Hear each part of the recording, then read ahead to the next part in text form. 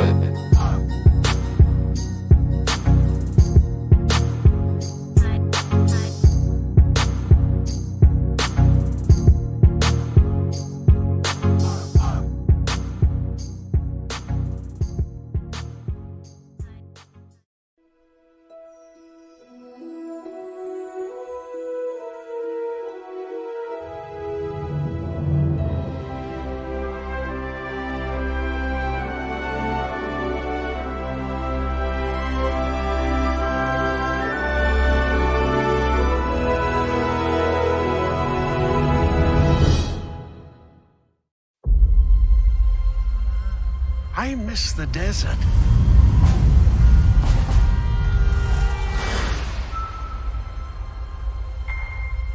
I miss the sea.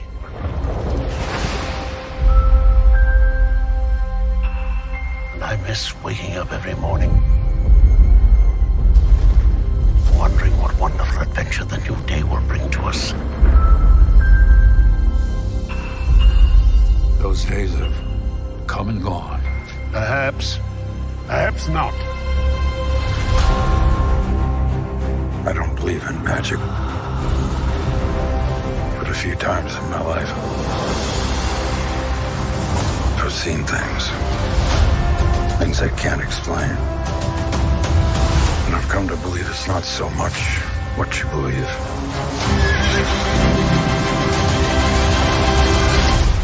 It's how hard you believe it.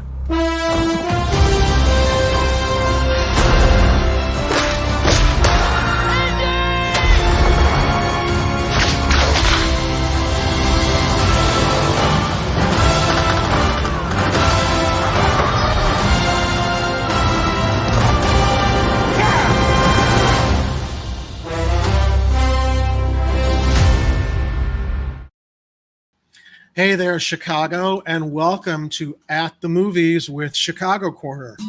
I'm your host, Jerry Vasilatos, for this very special review segment, and I'm sure, by virtue of my accessories here, you know what we're going into. We're going to be talking about Indiana Jones and the Dial of Destiny.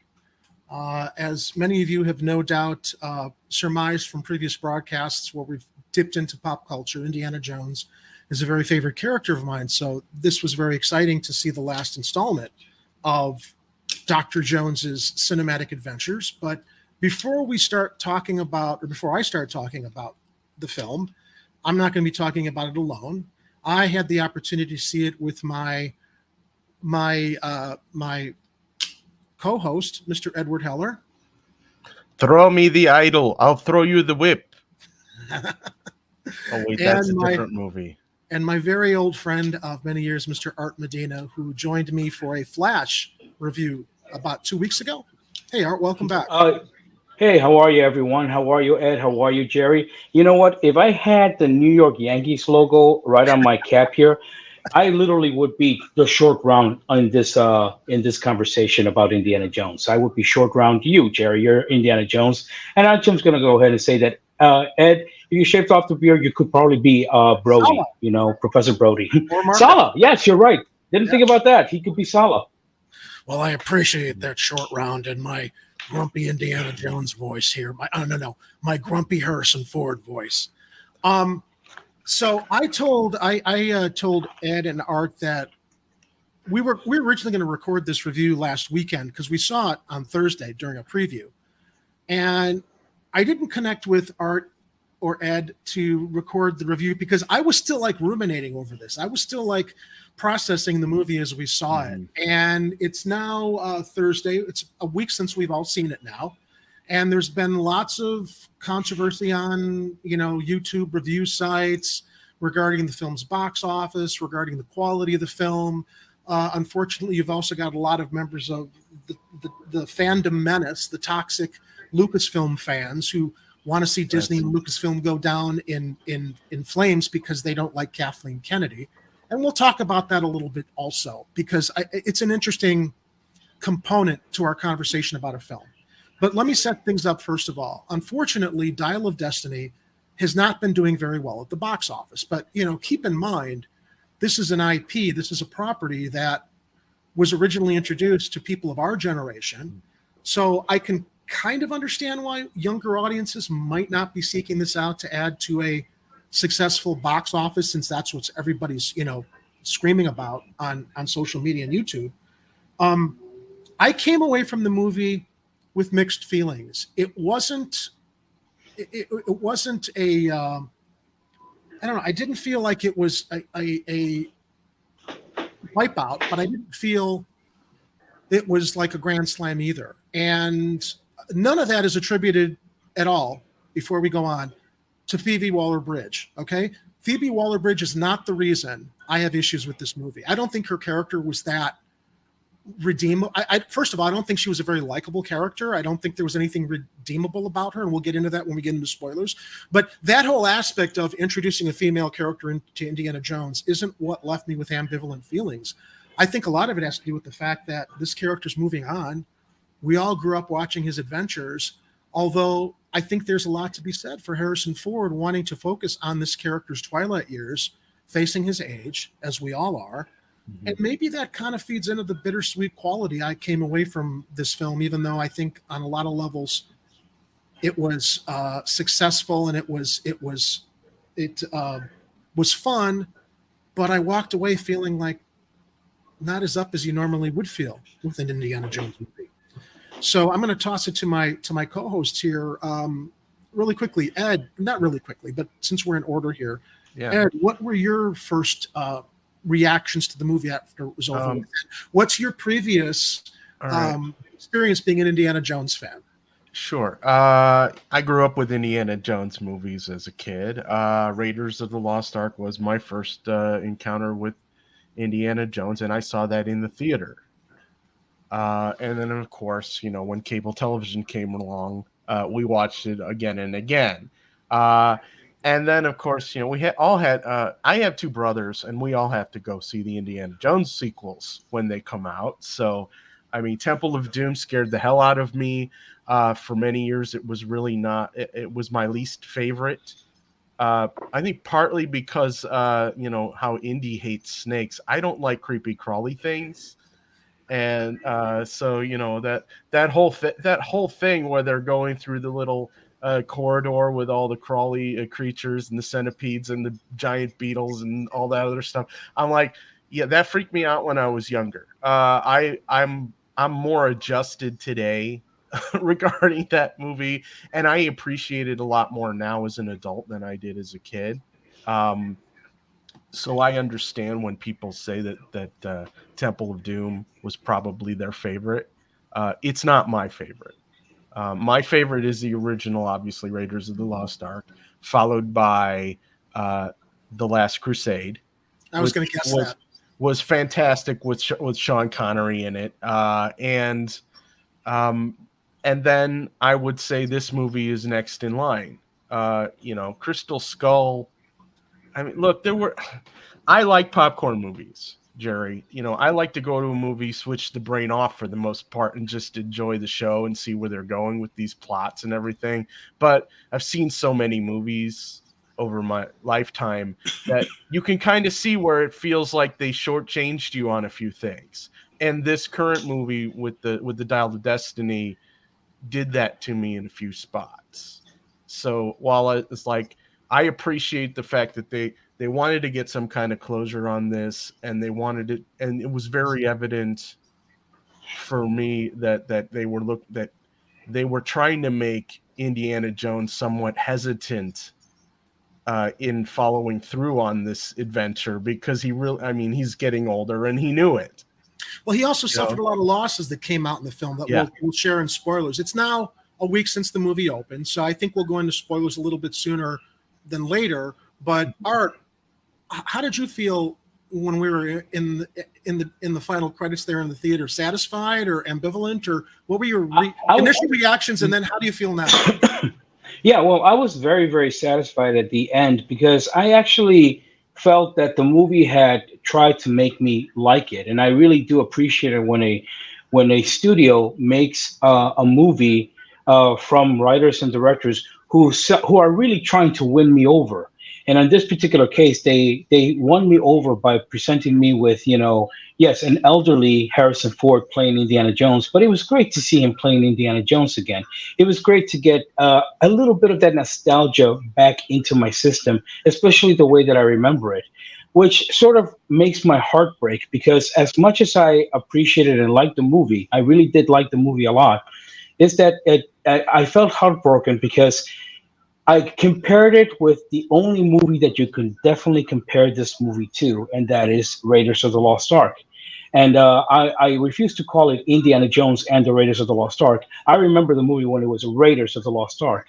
And when I saw how they made that movie, where everything about it was real, where the horse had to ride along to the truck, and you saw the stuntman, or in my opinion, I thought it was Harrison Ford who did his own stunts, but no, that was a stuntman, reaching and actually grabbing onto the truck and climbing in order to get on it. I mean, you see that and you know that that is not CGI. You knew that when you lived in a time when they had to perform stunts reality-based, and you saw some incredible stuff. Now, believe it or not, in Indiana Jones and the Last Crusade, there is a train sequence at the start of that movie. Now, compare how that was filmed and how that was shot. Yeah. There's a train sequence in Dial of Destiny, and you can tell that it is. Wait I'm sorry, did I drop out? Sorry, hold on, Art, hold on. There we go. Is he back? Yeah, I'm back. We had a catastrophe on the Oh, there. Oreo hit. He was saying he.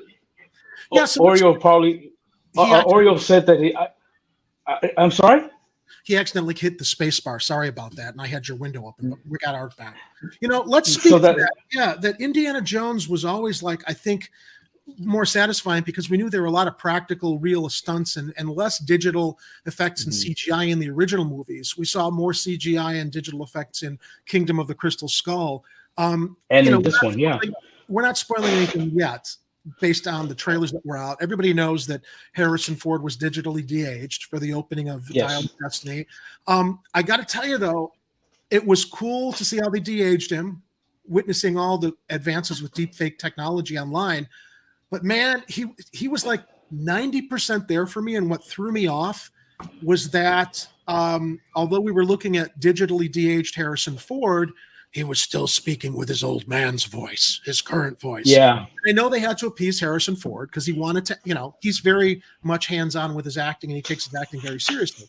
But I mentioned on our way out of the theater, it's interesting because when Lucasfilm has recently they recently reintroduced Darth Vader in the Obi-Wan Kenobi series on Disney+.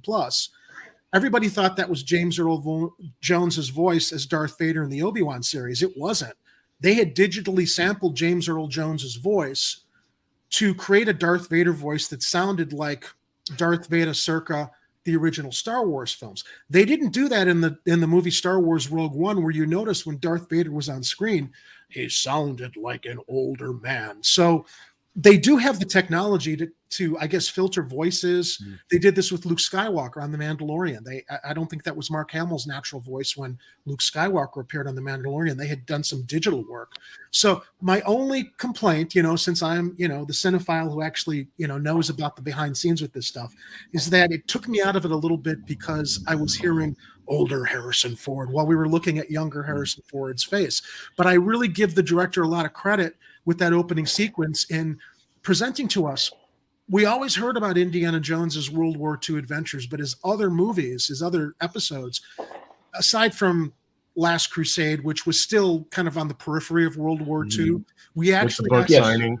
Yeah, we actually got to see Indiana Jones at the end of World War II in the opening sequence that kind of spoke to the adventures that were only alluded to, like in Crystal Skull when he was talking with his friend Mac. Or, we saw stuff preceding World War II in Last Crusade. So technically, technically, I have no problems with this film. It was beautiful to watch. It was no Flash, thank Christ. The Flash just disappointed me on so many levels, story-wise, right, writing-wise. But I thought that this had hit all the beats, and the big surprise at the end. Let's go into spoilers. We can't talk about this without going into spoilers, and I'm sure a lot of people have already heard about this. But I thought it was a fucking ballsy move to literally take Indiana Jones on a time travel adventure, and it wasn't played for laughs at the end. It was like, Jesus Christ, this is like really serious and scary once they discovered that they were traveling through time with the Archimedes, the Dial of Destiny that was created to like take advantage of fissures in time. And it took them back to Syracuse in Italy during the siege of Syracuse, where they met.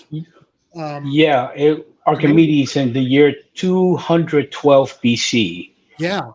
They played it real straight. And I'm like, had it been done by Spielberg, I worry that they would have played it for laughs. Like they would have had Archimedes come out, and some silly shit would have happened, but they played it deadly serious. And like, they were all scared when they realized they weren't going to the destination that they expected when the baddie, Voller, played by Mads Mikkelsen, his whole intention was to go back to Nazi Germany and basically stop Hitler and do World War II without the mistakes that Hitler engaged in. So I like the fact that it was serious front to back. There was some decent, not comedy, it was light where it needed to be light. But Mangold really brought, I thought, a very serious, mature tone. Because, quite frankly, this Indiana Jones was literally like ready to give up. He'd lost his son in the Vietnam War. Marion was divorcing him. I think it actually was the Korean War. Now that I'm thinking about the time They frame. said online it was the Vietnam War. Yeah, it was the Vietnam War. Yes, it was. Sure about that? I'm positive. Yeah, because the Korean War was 1950 till 1953, Right. and the Crystal Skull was set in 1958. Yeah, and this film was circa 1968, 1969, I think. Oh, one other thing I loved at the beginning when we came to the present and saw Indiana Jones waking up in his apartment by himself and the television set was on. Dude, he was watching H.R. Puffin stuff. Yeah, that's right. H.R. Puffin stuff, which I could have sworn came out in the 70s, but it came out in 1969. Okay, I'm going to trust that they did their research in this movie. So that's why I figured now that I was wrong and they were right. As a child of the 60s and 70s, I love that Easter egg that he was watching something we grew up watching. But no, so this look, he was done with adventure. His goddaughter, Helena Shaw, comes into his life. And let's talk about Helena, because a lot of people thought that her presence in this movie was to set up a spinoff with her once Indiana Jones finished this adventure. That may or may not be true. Wouldn't put it past Disney or Kathleen Kennedy to figure out how to spin off Indiana Jones without Indiana Jones. But all of this chatter online that, she was put in the movie to subvert Indy and basically take the spotlight. It was his film, although everything kind of like was precipitated on her arriving and telling him that she was looking for the second piece of the dial. The thing I didn't like about Helena Shaw, and I don't think that she was redeemable even up through the end, is like, as the story progressed in the beginning, she basically bailed on Indy after the villains had gunned down some of his colleagues in that college. And the police were looking for Indiana Jones because they thought he had shot his colleagues at the university. His goddaughter literally like locked him in there and took off so she could pursue the dial because of the financial value of it. I'm like, and even throughout the movie, all of her snarky remarks to him, because of his age and everything else, it like turned me off to her. Not because she was a strong female, right? I have no problem with strong females in movies, but it just seemed like, why did she need to beat up her godfather that way to kind of elevate herself to being this really strong character that's part of this adventure? And at the end, when she basically does what she has to do to bring Indy back to the present, I mean, everybody who's seen the movie, she slugs him because he wants to stay in the past because he doesn't feel there's anything in the present left for him. His son is dead. His wife, Marion, is divorcing him. The thing I guess I felt disappointed about at the end, guys, was that it ended so quickly. They were in the siege at Syracuse. She punches him to knock him out, to get him back into the plane, to go through the fissure, to come back to the present. And then the wrap up just seemed to be so, okay, we just got to wrap this up real quickly. I think that's why I wasn't as satisfied at the end, because it didn't really even, I don't think, create a redemptive arc for Phoebe Waller-Bridge's character. Yeah, I kind of felt that they really truncated the whole time travel portion of the movie, and like you said earlier, that might have been intentional because they were trying to keep that whole concept serious. Yeah, but maybe that they decided not to take like additional scenes in 200 and something BC. With them doing whatever to help out Archimedes on his war or some other thing without trying to break the timeline. Instead, they went with the short route, going, all right, we've done enough damage with all these Nazi planes getting shot down by ancient weapons. Maybe we should try and go back to our normal time before we seriously screw up the rest of the future. From a screenwriting perspective, Ed, as I'm thinking about this, at the end, Indy gets shot in the shoulder. Yeah. And he gets taken captive by the Nazis to go into the airplane to go through the fissure in time, presumably to World War II era Germany. But it ends up, they actually end up in what year? 233 BC, I think it was? 212 BC. 12 BC. And you have Helena, his goddaughter, jumping on a motorcycle, doing all the things young Indiana Jones would have done to get on that plane in the landing gear, to be in the plane, to kind of like be on the plane when it goes through time. To 212, you said BC, Art? Yeah, 212 BC. So I'm thinking, like, maybe the reason so many of these incel toxic fans on YouTube are out of their minds is because Helena did get elevated at the end to basically following through the way Indiana Jones would have. He would have been the one, if she had been taken captive, he would have rescued her. He would have been on the plane to rescue her. But we have to take into account the guy's like in his 70s. And because he'd kind of given up on life and wanted to stay in the past, I guess it's hard for me to like resolve myself to Indiana Jones giving up with his losses and not being the hero that we've seen in previous movies, to be the one, the rescuer, to team up with whoever he's teamed up with an adventure on. Because that last scene where it's like he wants to stay in the past and he's fine with it, and Helena's like, you know what? No, you got to come to his staying in the past would have caused problems with time, and he had to exist in the present because of all the shit that Indiana Jones did through his career, from the Lost Ark through the Holy Grail and stuff. I guess it just didn't feel like the importance of that was fleshed out as much as we're talking about it here. It's like he wanted to stay in the past, but he was needed to come back to the present because maybe going to the past would have erased his existence in an alternate timeline, if we're going in those directions with how time travel and alternate universes work, to the importance that Indiana Jones actually had in history, as much as he loved history, wanting to stay in the past. Does that sound too complicated? No, I don't think it sounds complicated at all. What's interesting?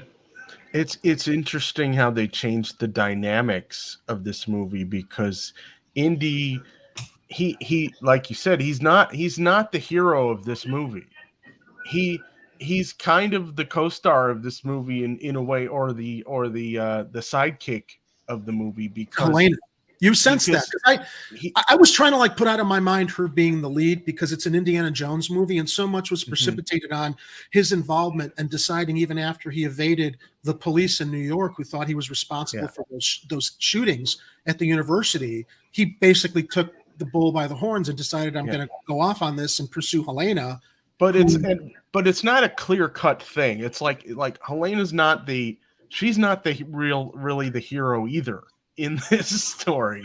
I mean, she may have happened to have saved him in this movie, but it seems like it's like especially toward the end, and while we're already in the knee deep into the spoilers, it's all of his friends and who came back to be his savior, so to speak. You mean in the finals? Yeah, when we get to the end of the movie. So it's like there's all these people who, and to that end, I'm disappointed that we didn't get to see Short Round I in know. this movie, because he could have been a very good connecting story and a series of its own adventures that could have extended this movie another 30 minutes. Well, he's a fan favorite, and I can only imagine how the powers that be at Lucasfilm must be fucking shooting themselves in the foot, because Ke Kwan won the Academy Award this year. Yeah. And he's been struggling. His career has been, he's never given up, and he's been struggling, and he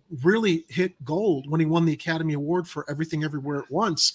And that just speaks to, like, why decide that the principal character to team up Indiana Jones with is someone we've never seen before, his goddaughter, who seems to have nothing but contempt for him, instead of Short Round as a young man who might be pursuing this, you know, much in the same footsteps as his mentor, Dr. Jones. I loved the fact that John Rhys Davies came back as Sala, and, you know, the trailer for Dial of Destiny, I think, was better than the film, because there's that moment in the trailer where Sala says, you know, I want to go back to the desert. I yearn for the, you know, I'm completely massacring what he says, but I yearn for those days where we woke up for adventure, you know, and he's there to support Indy in this, but even Indy's just like, no, you don't have to. This is my thing. It's not an adventure. I just have to go do this. And a lot of missed opportunities, I think, with being able to involve Sala a little bit more, although I think it was nice to see him back, and he was there. His presence was not so much fan service. He actually served the story in some ways. And it was so cool to find out that Indy was responsible for bringing him and his family to the United States from Egypt and helping them acclimate here as migrants to the United States. Losing Short Round was and what about Antonio Banderas, who's supposed to be one of Indy's oldest friends? Yeah, that was a surprise to even see him and at first I didn't even recognize him, and I was like, wait, I know who that is. And he gets killed. It's like, it was nice to know that 5 minutes in the damn movie. He had a history with this character, but we didn't get to see that because of, you know, Helena's involvement. There were so many missed opportunities that they could have used to extend this movie or make it better. And back to the short round could easily have, you know, and have provided some quality content along with the fan service that we wanted, because a lot of us enjoyed the callbacks to the previous movies, you know, having him come in and say something like "No time for love, Dr. Jones," or anything like that would have been amazing, especially there could have been a dynamic that they could have carried over here, because what they could have easily have done to really sort of imply more of a connection to the series instead of just throwing in a goddaughter for Indiana Jones is why. Actually, this was suggested by Kevin Smith in one of his podcasts. He says, "Why didn't they just make her Brody's daughter?"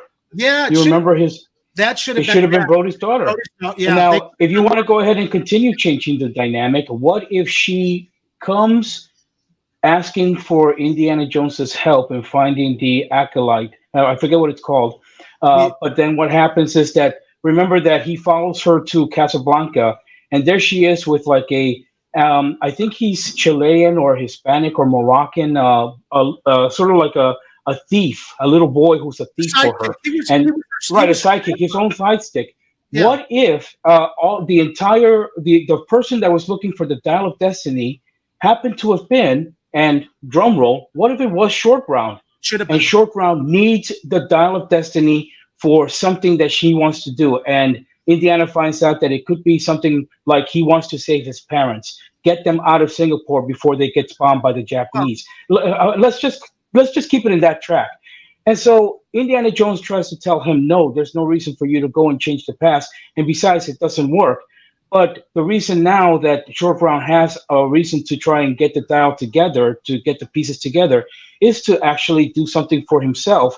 But of course, Nazis are looking for the exact same thing. And Indiana Jones is there to try and get the two of them to say to each other, to tell them, this does not work, until he puts it together and realizes that it does work. And now you have Indiana Jones questioning whether he should remain in the past or go back into the future. Because after all, he's been the one that's been telling, in our little alternate universe movie, short round that the past doesn't matter, but it matters to him when he finally encounters it. That would have been a better movie. Well, here's where we're entering the writer's room concept. Yeah. So you have some very good points there, Art.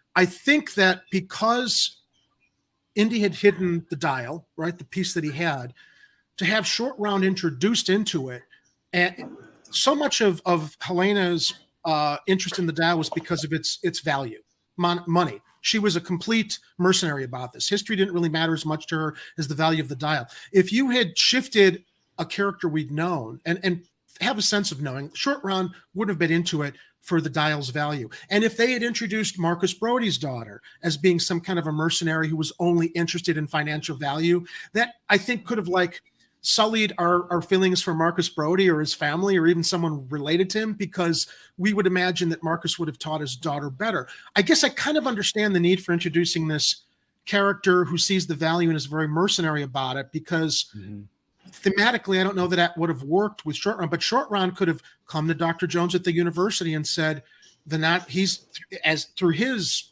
existence as a scholar or an archaeologist, that the Nazis already had half of this thing. I also would have bought Short Round, sort of learning through his experience that he would know how to fly an airplane. And remember that he had to fly, that in the movie, one airplane has to fly back in order to conveniently have an airplane to fly back Indiana Jones into the future. Yeah, I would have accepted it if it had been Short Round who had figured that out and says, I have to follow that airplane. There's a lot of shit that they were throwing at the wall at the end, which made it very sloppy. Yeah. Not as sloppy as it was a lazy writing is what it was. It was lazy writing. The kid who was a sidekick, who must have been all of maybe 12 to 14 years old, knew how to take off in a plane and just conveniently the pilot was sleeping in the plane there that he stole to be able to get him back. Yeah. So there was a lot of Now keep in mind, this film was in production. This film went into production, I believe, before the pandemic. So, we're looking at 3 years of production time, lots of rewrites, several reshoots also, I believe, to fix things that didn't work. And then, we had Marion Ravenwood show up at the end. Now, I read online that Karen Allen's involvement was a last-minute reshoot. She was never in one of the original drafts that Spielberg was originally involved with before Mangold came on the project and started guiding how things. Would it have ended if she hadn't come back? Well, we don't know, because that speaks to the reshoots that happened, because however it originally ended, it did. I don't believe, from what I've read, it involved Marion.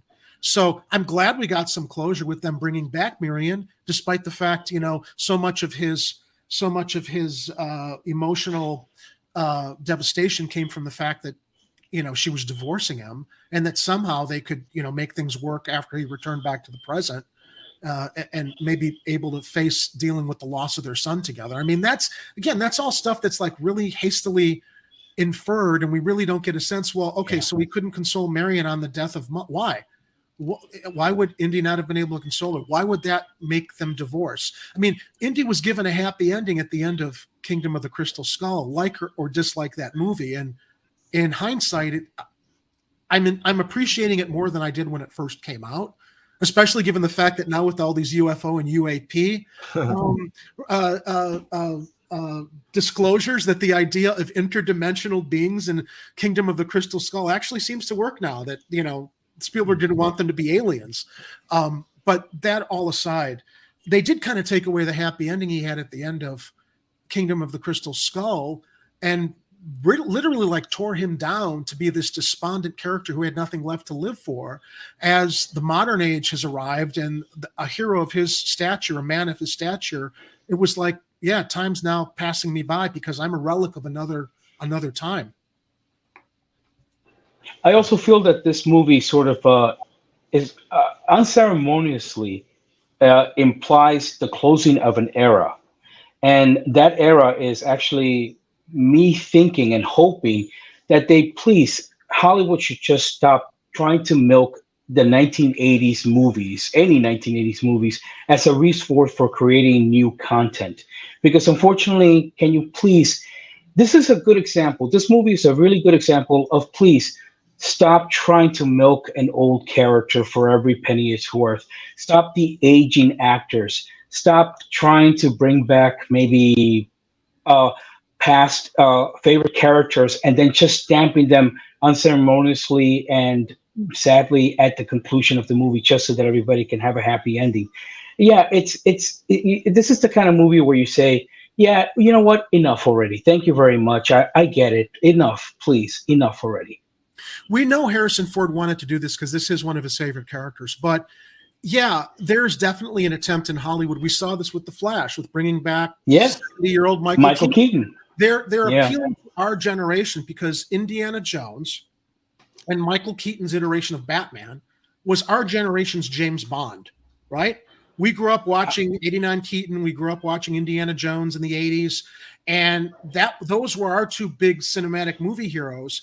And now as we're getting older, they know that, well, there's money to be made from this generation that enjoyed those movies, even though movies with these two specific actors should have been put into production years ago instead of this last minute while they're still alive, which speaks to box office. Okay. Warner Brothers was depending a lot on Michael Keaton to bring people to The Flash, just who were Batman fans. And I think, maybe it did, maybe it didn't. The box office doesn't show that. But again, I think that the box office for this movie right now, if anybody really cares about that, the only people that should really care about it are the principals at Disney and shareholders, right? But everybody pointing to, oh, well, this proves that, Disney destroyed the franchise and they got to get rid of Kathleen Kennedy and she's the reason this movie failed. It's like, no, guys, Indiana Jones is a hero of our generation. And as much as I think younger generations have probably been introduced to the Indiana Jones movies by their parents or people of our generation, I don't see as many of them flocking to the theaters to see this as much as people our age or who grew up on the Indiana Jones movies, maybe a generation before us. Yeah, that's kind of sad because this is actually a family movie. I would take, if I had children, if I had a wife and a bunch of kids, I would be like, let's all get in the car. Let's go and see this movie at a movie theater because it's that type of a movie, as one that you would actually sit back and enjoy. But I think that now families are like, I'm just going to wait for it to stream because I'd rather just sit in my couch. And I hate the fact that people are not going to the movies. Well, I mean, any family, any member of our generation that grew up on Indiana Jones that had kids, I mean, my nephews have seen the Indiana Jones movies. They love them. My sister, my youngest sister, who's their mom, she loves the Indiana Jones movies. So they're aware of Indiana Jones, that my sister will take them to the theater. But I'm talking about kids whose parents maybe weren't Indiana Jones fans that are a big demographic of ticket sales today, aren't going to go see this movie. I think that has a lot to do with the fact it's not doing as well. Plus, they released the film at Cannes and reviews came out early, and it literally gave an opportunity to all these trolls on social media and YouTube to try to tear it apart. And you know what? I'm telling everybody who's watching this, it might not be the most satisfying Indiana Jones movie, but it's worth seeing. I really let go of my expectations going in because I didn't want to feel disappointed. I don't feel disappointed. I just feel I wasn't as satisfied as other movies, but that's also taking into account growing up with Indiana Jones. This is his swan song. We're never going to see him again. And, I grew up like wanting to be Indiana Jones as a kid, right? That strong archetype of a character who, helps people, solves problems, goes on adventures, much like Connery to the generation in the 60s that saw him leave in the 70s as James Bond. We're losing a staple of our childhood here. And I think maybe that's why it's kind of bittersweet for me and not as satisfying as I would have hoped, because we have to face the fact that our heroes get older. That reflects in all of us getting older. Time goes on. And I guess we have to live in the present instead of let the past, dictate our emotions or prevent us from moving forward. I mean, to get into a whole existential conversation about it. But is that a fair thing to bring up, Art and Ed, do you think, as we look at this movie and how we responded to it? I think so. I think I'd just go back to my my criticism of how I felt like they made some parts of the movie shorter, that they probably had some stuff on the cutting room floor that could have kept in, or there were some areas where they could have fleshed out the story a little more, that it felt like they were doing shortcuts or skipping ahead in areas for whatever reason. And I think part of that may be because they weren't using Indiana Jones as the hero throughout the entire movie. they had to make sacrifices in the editing in order to make that make sense or to make it stay cohesive to the story that they finally decided to tell. What do you Also, think? I think. Oh, go ahead. Well, I personally think that the film suffers from just looking so fake. And I'm not just talking about the de-aging. I'm just talking about even the car chases. Even the actors being on top of the train. Everything just looked fake. And I know that they could have done it better. But the thing is that they have to protect the asset of the star. They have to protect the asset of the actor. So it's like they're not going to really put them in danger, because they would have done some real life stunt work that would have put their lives in real danger.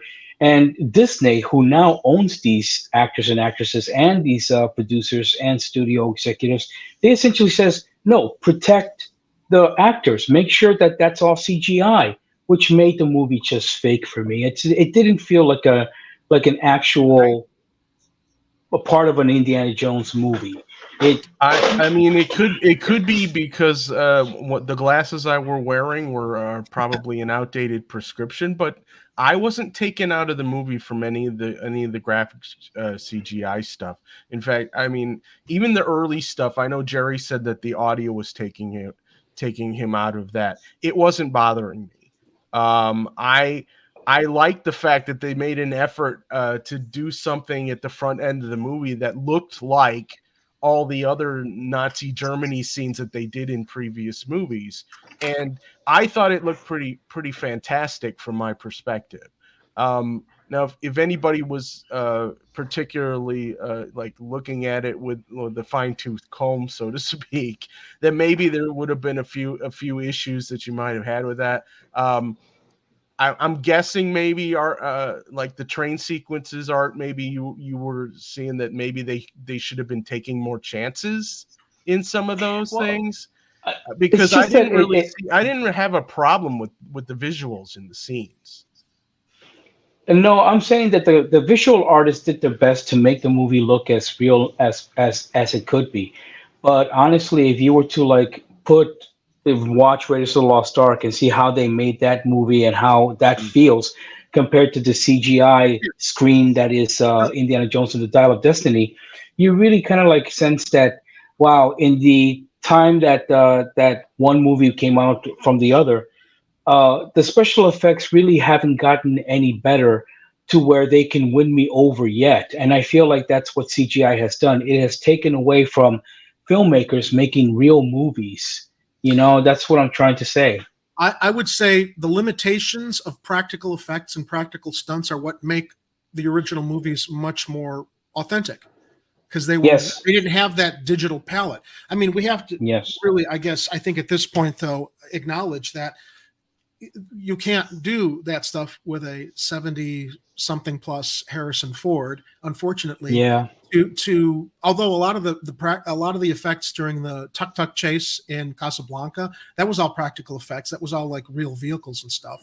You couldn't. The reason they did the train scene in the beginning in the dark was to basically cover up, the limitations of some CGI. But I'm gonna leave it at this. I've been watching a lot of interviews with Harrison Ford on YouTube and social media promoting this film.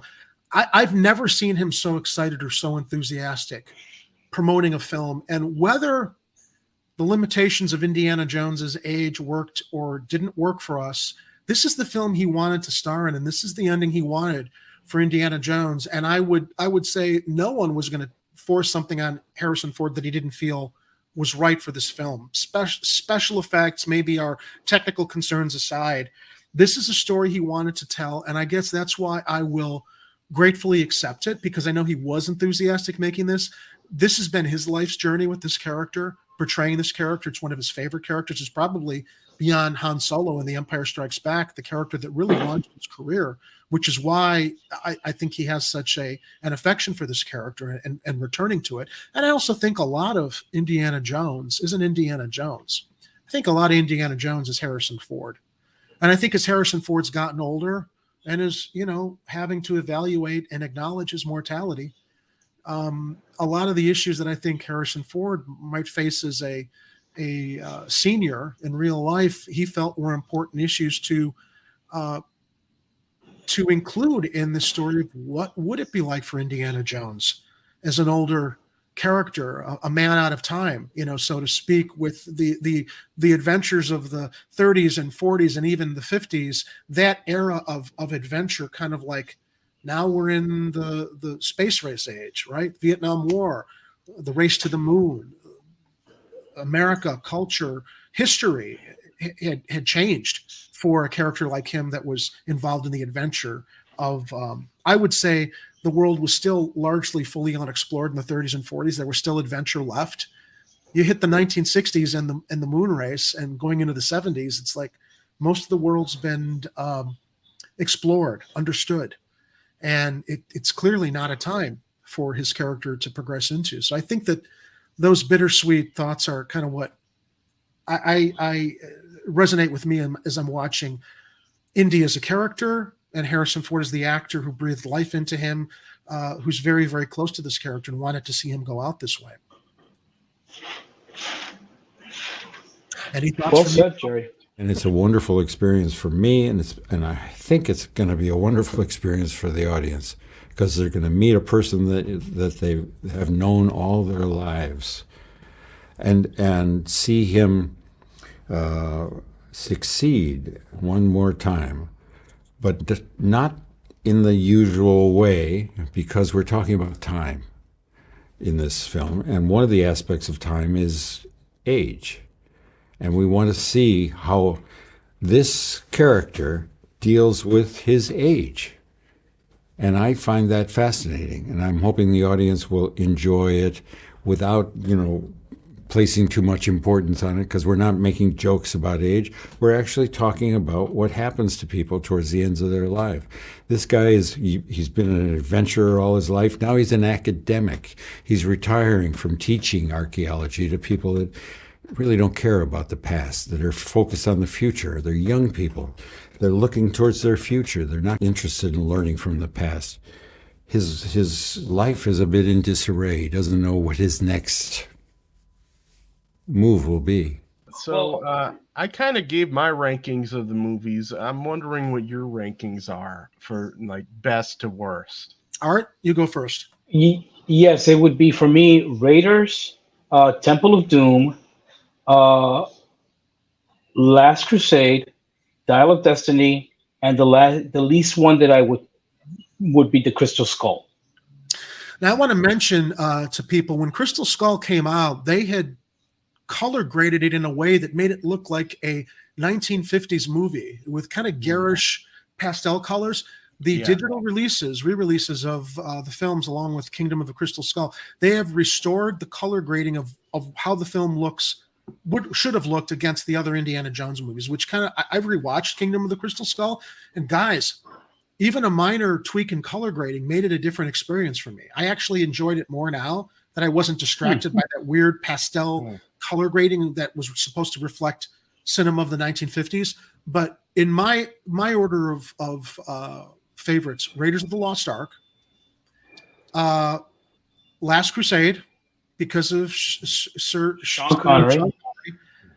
And that's a tough one, because I'm one of the few people that loved Temple of Doom, even when it came out. A lot of people didn't like that movie, said it was too scary. I loved it. It was great. But because of Sean Connery, I put Last Crusade second, Temple of Doom third, Dial of Destiny fourth, and Kingdom of the Crystal Skull fifth. That's my ranking. Yeah. I think we're going to find that most of the critics out there are going to have similar results to basically. It's going to be flipping between Last Crusade and Temple of Doom, but otherwise, Raiders is always number one. Yeah. And Crystal Skull is going to be the last one, unless someone was a real big fan of Crystal Skull, and I can't imagine who that could be. I reflect on that year of 1981. It was the year after Empire Strikes Back. I was in high school. I went to go see. We saw Harrison Ford stars as Indiana Jones, the new hero from the creators of Jaws and Star Wars. And I didn't know what to expect.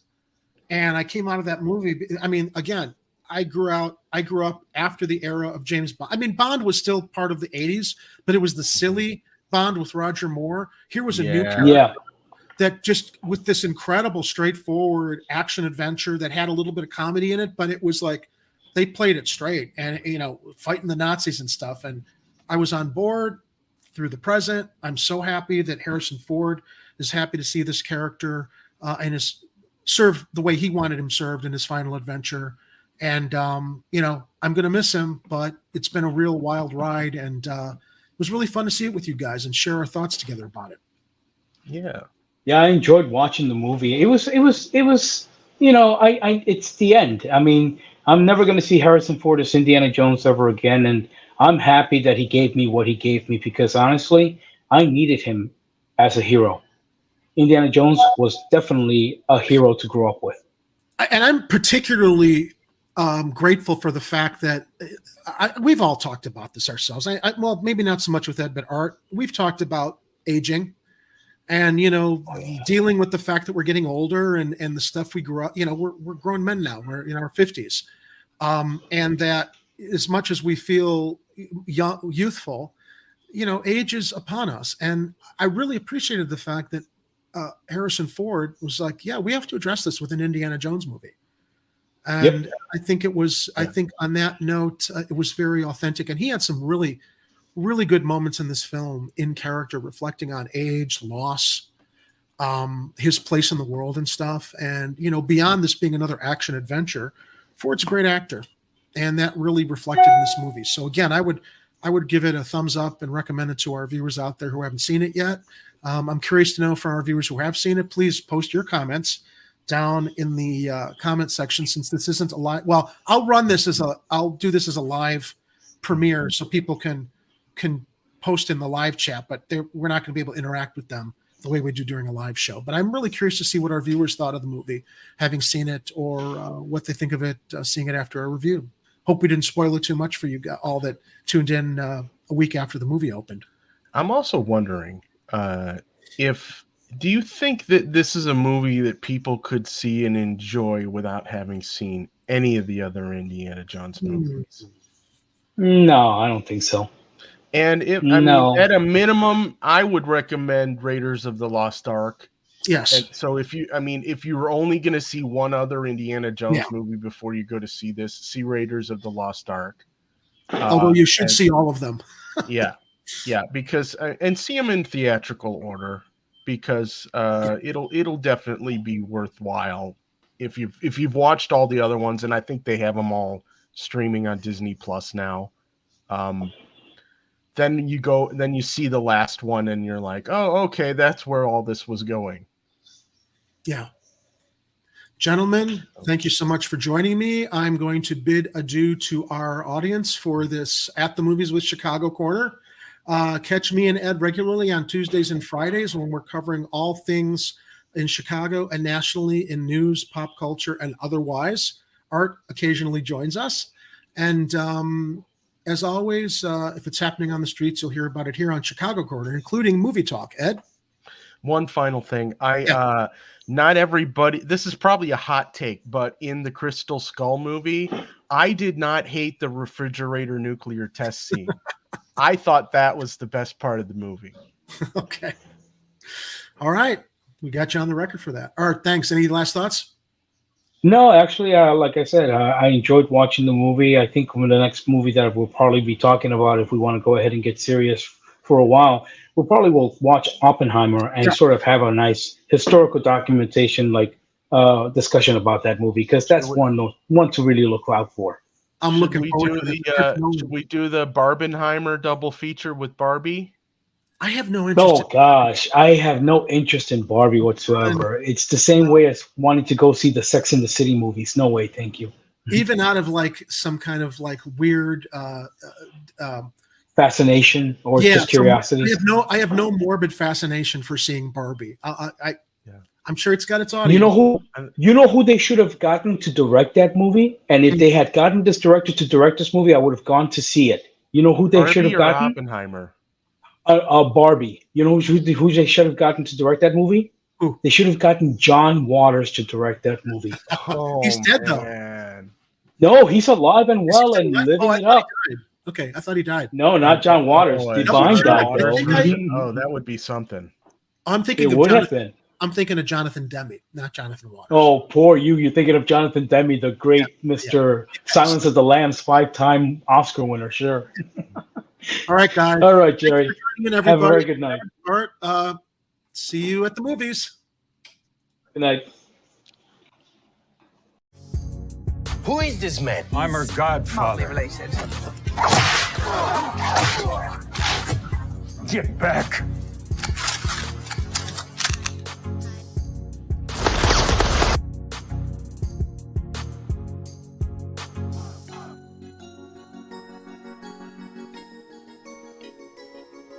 You're still here? It's over. Go home.